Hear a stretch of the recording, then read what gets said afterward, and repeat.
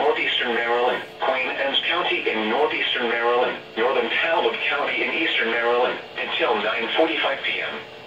At 9:07 p.m., severe thunderstorms were located along a line extending from Gunzock to Sillery Bay to near Parole, moving east at 30 miles per hour.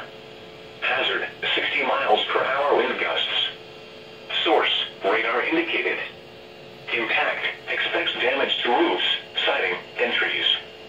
Locations impacted include Centerville, Chestertown, Centerville, Rock Hall, Churchill, Bedford, Old Town, Kennedyville, Steffensville, White Mills, Chester, Newtown, Carville, Overton, Langford, Hope, Starkey Corner, Grassendale, Mortonic, and Queenstown.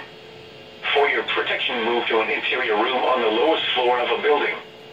In addition to damaging winds, occasional cloud-to-ground lightning is occurring with this storm.